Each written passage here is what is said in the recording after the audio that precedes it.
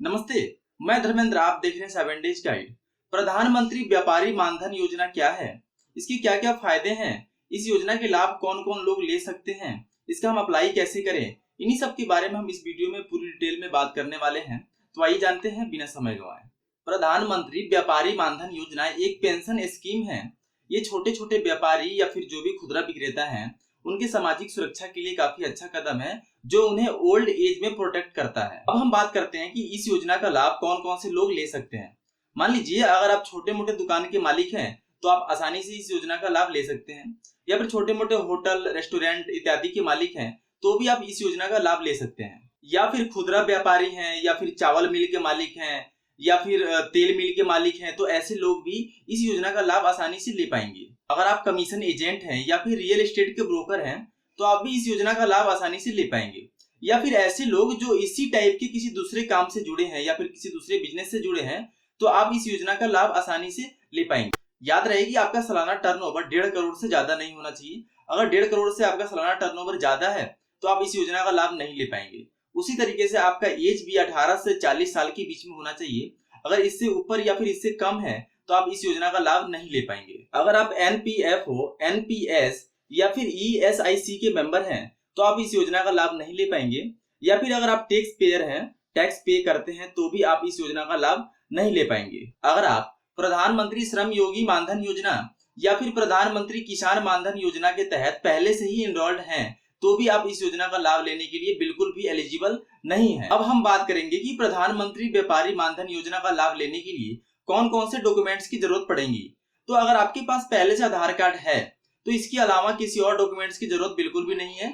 इसके साथ ही एक सेविंग अकाउंट होना चाहिए जिसमें आप अपने पैसे को पे करेंगे और आपका जब पेंशन आएगा तो इसी बैंक अकाउंट में आया करेगा। इस योजना में आपको 55 रुपए से लेके 200 रुपए के बीच में पे करने पड़ते हैं। ये डिपेंड करता है कि आपका एज कितना है।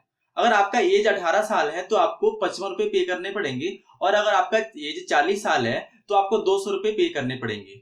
जितना पैसे आप पे करते हैं उतना ही पैसे सरकार भी आपके बैंक अकाउंट में डालती है। अब मान लीजिए कि आपका एज 40 साल है तो आप उस एज में 200 रुपए पे करेंगे और सरकार भी आपके खाते में 200 रुपए पे करेगी, तो इस हिसाब से 400 रुपए हो गए।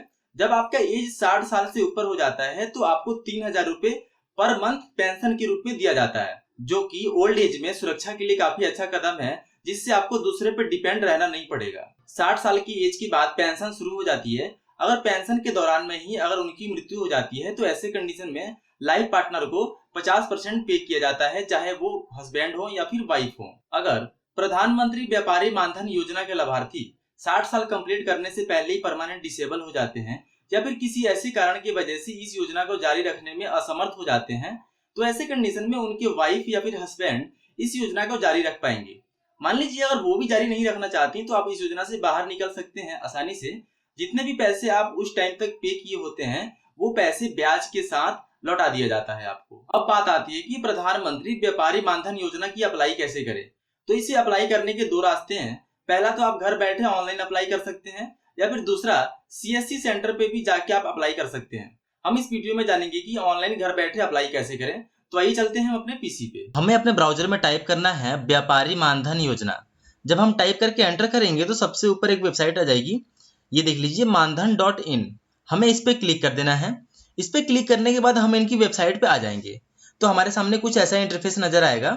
आप यहाँ पे डिटेल्स पे क्लिक करके डिटेल्स जान सकते हैं, जो कि मैंने बता दिया है पहले ही। ये देख लीजिए एनरोलमेंट 39,468 लोगों ने पहले से इस योजना को एनरोल कर रखा है।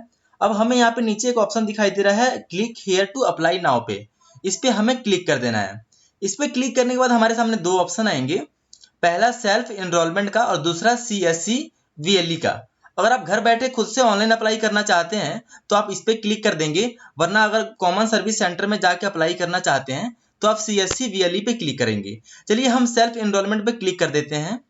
अब यहाँ पे आप अपना मोबाइल नंबर डालेंगे। मोबाइल नंबर डालने के बाद प्रोसीड पे क्लिक कर देंगे। प्रोसीड पे क्लिक करने के बाद आपको यहाँ पे अपना नेम डालना पड़ेगा।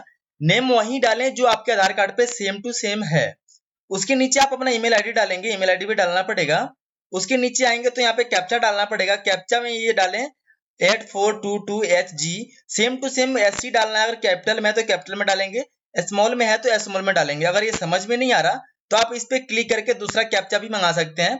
ये सब सही सही फिल करने के बाद आपको जनरेट ओटीपी पे क्लिक कर देना है।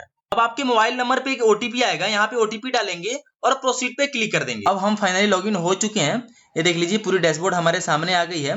यहाँ पे डैशबोर्ड के साइड में एनरोलमेंट का एक ऑप्शन है, हम इस पे क्लिक कर देंगे। इस पे क्लिक करेंगे तो हमारे सामने 3 ऑप्शन आएंगे, हमें सेकेंड नंबर वाले पे क्लिक कर देना है। इस पे क्लिक करने के बाद हमारे सामने एक छोटा सा फॉर्म ओपन होगा, इसे हमें पहले फिल करना होगा। ये देख लीजिए कुछ ऐसा फॉर्म है। अब आप यहाँ पे अपना आधार नंबर डालेंगे और यहाँ पे आप अपना नाम डालेंगे जो सेम आधार कार्ड पे है। उसके नीचे मोबाइल नंबर आपको यहाँ पे डालना पड़ेगा। यहाँ पे आप ईमेल आईडी डालेंगे। उसके नीचे यहाँ पे डेट ऑफ बर्थ डालेंगे जो आपके आधार कार्ड पे है, सेम टू सेम डाल देंगे। यहाँ पे अपना जेंडर सेलेक्ट करेंगे, मेल फीमेल थर्ड जेंडर। उसके नीचे आएंगे तो आप यहाँ पे स्टेट सेलेक्ट करेंगे, जैसे हम हरियाणा सेलेक्ट कर लेते हैं। अब यहाँ पे डिस्ट्रिक्ट भी आ जाएगा, हरियाणा में किस डिस्ट्रिक्ट में रहते हैं आप वो सेलेक्ट कर लेंगे। थोड़ा सा हम इसको नीचे कर लेते हैं। यहाँ पे आपको अपने एरिया का पिन कोड डालना पड़ेगा, यहाँ पे पिन कोड डाल दीजिए। और यहाँ पे देख लीजिए नॉर्थ ईस्टर्न रीजन से बिलोंग करते हैं तो यस पे क्लिक करेंगे, वरना नो पे क्लिक कर देंगे। नीचे आएंगे तो यहाँ पे कैटेगरी है, यहाँ पे आपको कैटेगरी चूज करना पड़ेगा, SC ST OBC जनरल। कौन से कैटेगरी से बिलोंग करते हैं आप वो सिलेक्ट कर लेंगे। ऑक्यूपेशन क्या है आपका, कौन सा पेशा है। ये देख लीजिए आटा चक्की, auto spare part shop, barber shop, beauty parlour, बहुत सारे यहाँ पे शॉप हैं। मतलब एक प्रकार से देखा जाए तो लगभग सारे छोटे मोटे बिजनेस हैं यहाँ पे। आप अपना ऑक्यूपेशन सेलेक्ट कर लेंगे। नीचे आएंगे तो यहाँ पे आपको नो करना होगा और यहाँ पे टैक्स पेयर वाले ऑप्शन में भी आपको नो पे ही सिलेक्ट करना है। अब यहाँ पे नीचे आएंगे तो what is your annual turnover, आपका टर्नओवर क्या है। अगर 40 लाख से कम है तो आप इस पे सेलेक्ट करेंगे और 40 लाख से 1.5 करोड़ के बीच में है तो आप इस पे सेलेक्ट कर लेंगे। उसके बाद आप GST नंबर आपके पास है या नहीं है तो आप यहाँ पे नो पे क्लिक कर देंगे। थोड़ा सा और हम इसको फॉर्म को नीचे कर लेते हैं।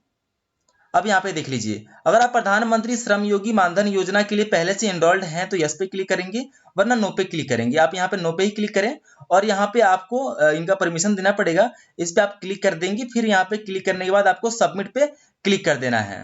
सबमिट पे क्लिक करने के बाद एक दूसरी फॉर्म आपके सामने आ जाएगी, जहाँ पे आपको अपना account number, mobile number, email address और नॉमिनी का डिटेल देना पड़ेगा।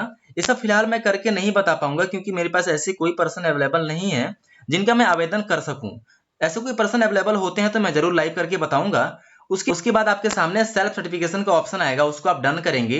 डन करने के बाद सिस्टम आपको खुद से कैलकुलेट करके बता देगा कि आपको मंथली कितना पे करना है आपके एज के हिसाब से, या फिर आप 3 महीने में एक बार पे करना चाहते हैं, या फिर 6 महीने में, या फिर 1 साल में पे करना चाहते हैं। आप उस हिसाब से चूज कर लेंगे। ये सब करने के बाद आपको पहला पेमेंट उसी टाइम आपको करना भी पड़ेगा। जब आप पहला पेमेंट कर लेंगे उसी टाइम, तब आपके सामने एक दूसरी फॉर्म जनरेट होगी जिसे आप प्रिंट करेंगे। वहां पे आपको साइन का एक ऑप्शन दिखेगा जहां पे आपको अपना सिग्नेचर करना होगा। सिग्नेचर करने के बाद फिर से आप उसी को वहीं पे अपलोड कर देंगे। अपलोड करने के बाद आपको कुछ नहीं करना, फाइनली सारा काम आपने कर लिया है। उसके बाद आपके सामने एक पेंशन अकाउंट नंबर जनरेट हो जाएगा जिसे आप नोट कर लेंगे और वहां पे एक व्यापारिक कार्ड भी आप प्रिंट कर सकते हैं या फिर डाउनलोड कर सकते हैं। जब भी दोबारा आपको लॉगिन करना होगा तो इसी पेंशन अकाउंट नंबर से आप लॉगिन करेंगे या फिर मोबाइल नंबर से, और सब कुछ वहां पे देख पाएंगे। दोस्तों उम्मीद करता हूँ वीडियो आपको काफी पसंद आई होगी।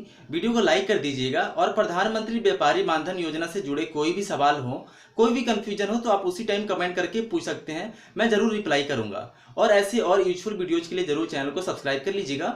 मिलते हैं अगले वीडियो में।